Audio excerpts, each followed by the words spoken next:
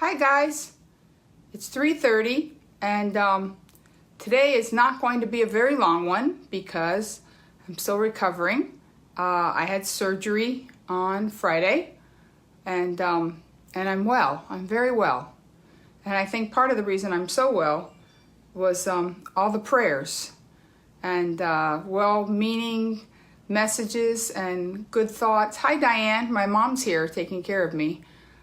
So I can't thank you guys enough. I think that your well wishes really made everything go next level for me. So thank you.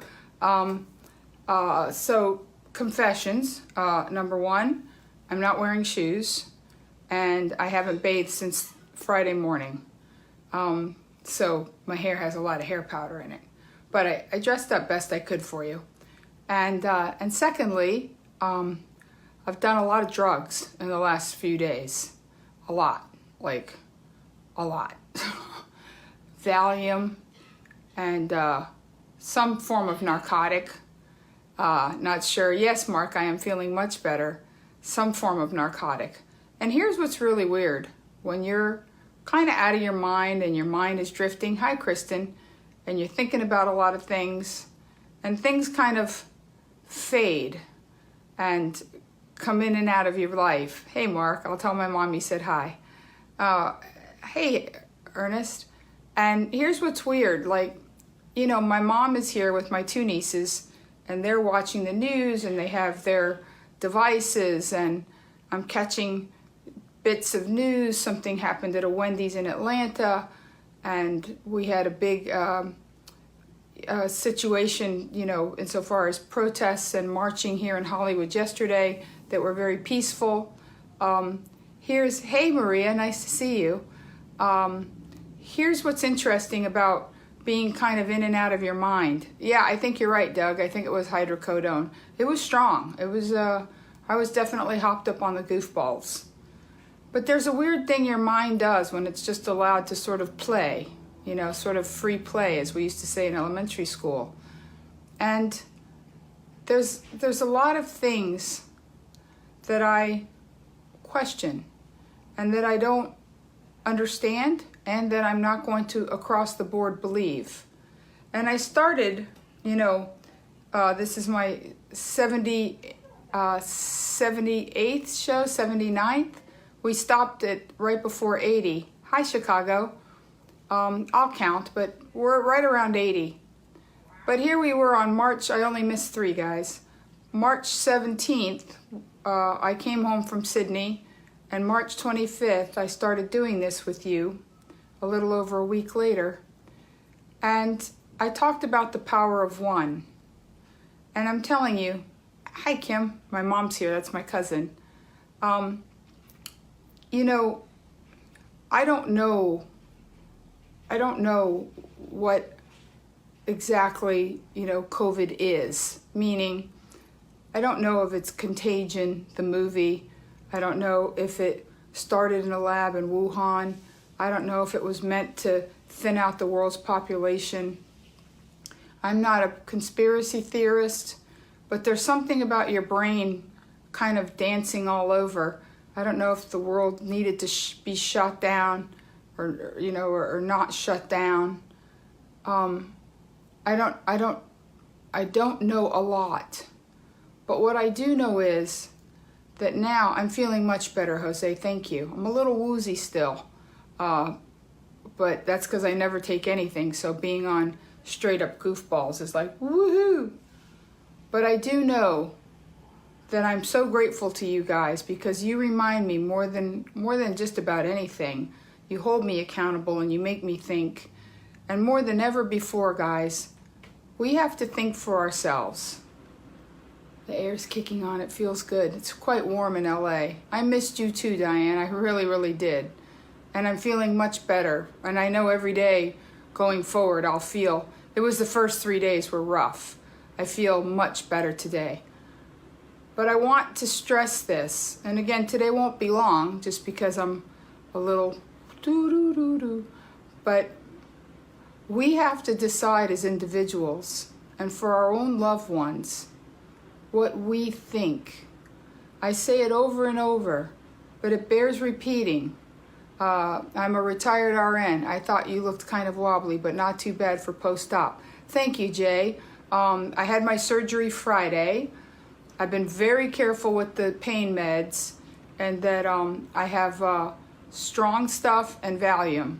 And I've been really trying to just use the Valium to stay calm and only use the strong stuff to sleep. But I'm not gonna lie to you. Having stitches on your nippies, like I can feel my nippies. They're very sensitive, the nippies. He was worried about loss of sensation. I wanted to text the doctor. My nippies are fine. I feel them. But I digress. This is not about nipples, specifically my nipples. Don't fall over the railing. I won't. Actually, I'm in the house. I've got a window behind me that shows my balcony, but I'm in the house. So, a couple of things that happened. Number one, my surgery, and again, drugs make you emotional. So, thank you, Michael. No, I have medication for that. They already told me that opioids can stop you up, so I'm all hooked up with some hippie colon blow. Don't make me laugh, it hurts. But, you know, a couple of things happened. Number one, you know, the surgery center had all these very strict, like my mom couldn't wait with me, the way I got dropped off. It was all very different from many, many years ago when I had surgery. And my nurse, my attending nurse who had called me the night before, was a man. And I was surprised because when he called me, I thought he was a woman. But he was a very sweet Filipino man with a beard, you know, very regular dude, masculine. I'm not implying anything. Just very sweet voice, petite and tender and kind, and very good at what he did. And then my anesthesiologist was an African-American woman, Dr. I think Houston was her last name. And I loved her. Everything is energy. She had such great energy when she walked in the room. And I'm always nervous with anesthesia. I've had surgery after my burn and my original scar revision. And she talked to me, and she just kind of pinched my hand while she was talking. And before I knew it, she said, I'm putting the tequila in, and it didn't hurt, and I wasn't frightened. And I thought, you know, there's always two ways to do things. There's the kind way, there's the compassionate way, there's the thoughtful way, and then there's the, you know, more rough way. And everybody that I encountered from the moment I reached the center till the moment, you know, I had a friend pick me up because he has a Tesla and he has those gull-wing doors, so it made it very easy for me to get in the car. My friend Stanton. And, you know, as I've been in and out of, you know, consciousness with the Valium and the drugs, I started thinking about, and I know this sounds peculiar, and again, I'm probably still a little goofy. I made up my mind that a lot of parts of me I was going to leave on the other side of that surgery, that they were going to stay on the table, that they were going to stay asleep, that they weren't going to wake up, that I was going to take this opportunity of this surgery to emerge, not just lighter, because I'll be lighter. I went from having Ben and Jerry, you know, to having Sprinkles cupcakes, to really understanding how important it is, not just to think for myself. Yes, I'm going to wear a mask. Yes, I'm going to take precautions. Yes, I'm going to question things, and I'm going to research things, and I'm going to have conversations, genuine conversations with friends, and see how they feel. And I'm going to connect with people that think positive things. Even if they're not exactly what I think, I'm always willing to hear another point of view that's going to calm the waters and bring goodness into the world. So, thank you, Mark. So, you know, while I had this sort of mental free play, I thought, you know what? COVID could very well be like the Kennedy assassination. we may never know where it came from. We may never know why it happened. We may never know if there was someone behind it or what the results would have been if we hadn't locked down the world. We may never know.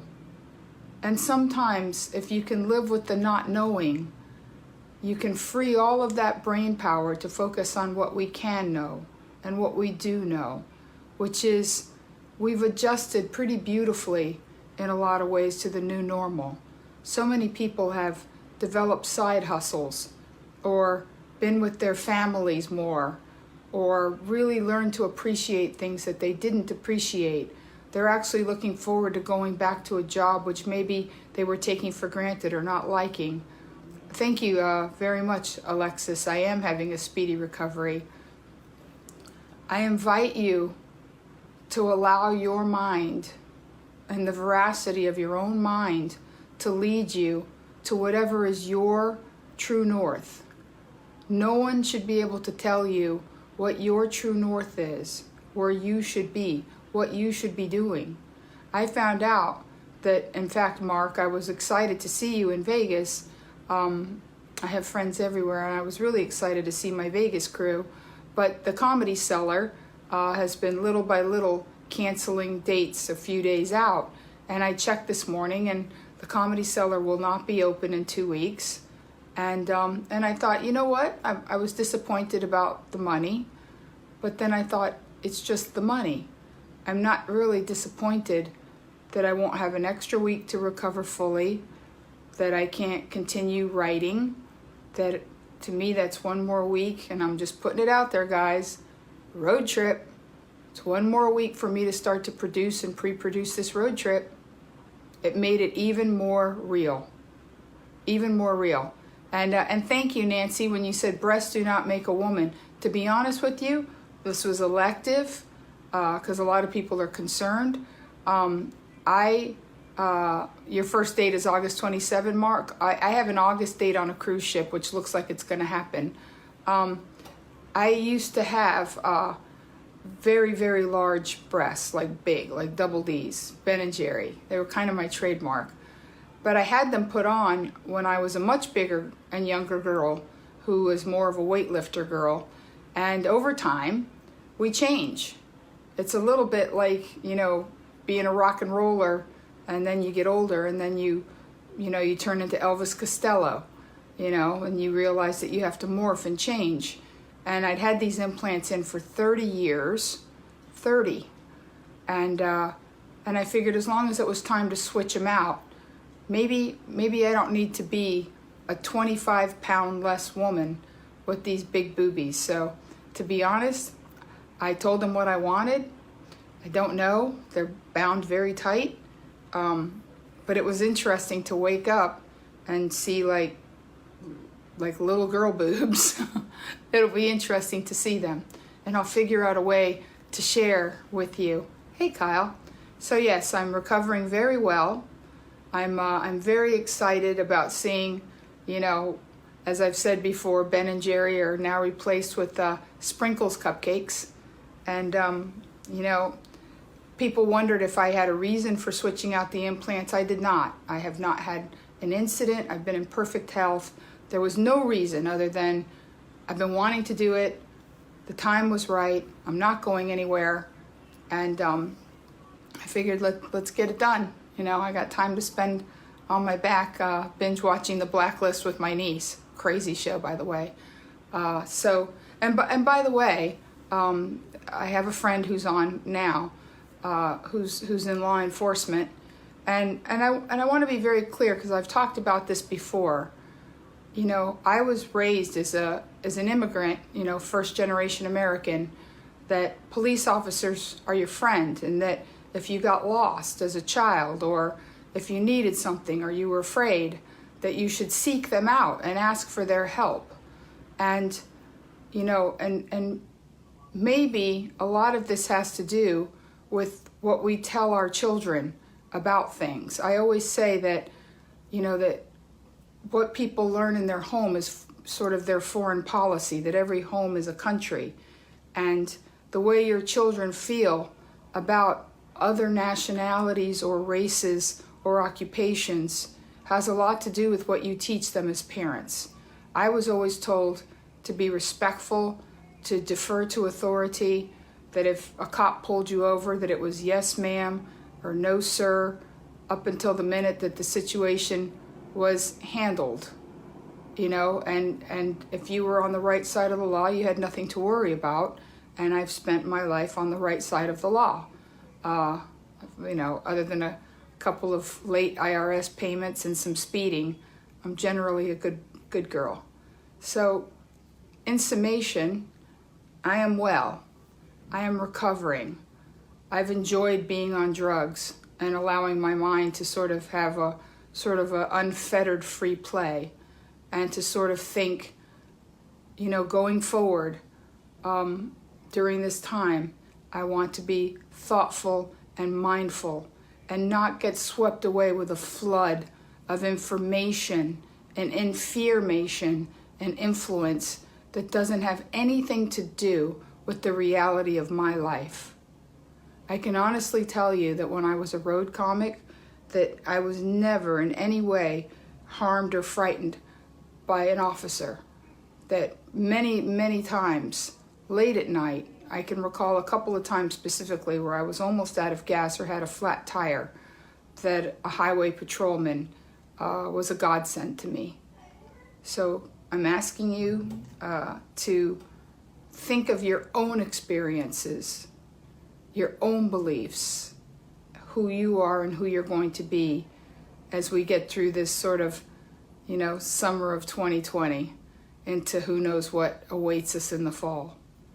I miss seeing you. I'm going to make it happen. Road trip is in the works, especially with Vegas canceled. I will see you tomorrow. And I just want to say, I enjoyed being on drugs. Mark is quoting me because he knows I'm pretty straight arrow. It's all, if I drink one mixed drink, I'm a loopster. I'm like, loo. So I'm going to finish this up in my usual way. And thank you with all of my heart for being concerned for me and sending me all the well wishes. And I think tomorrow's show, I'll be a little sturdier and I'll have more to say. So love hard, forgive harder, and get as happy as you can, as fast as you can. Bye, guys.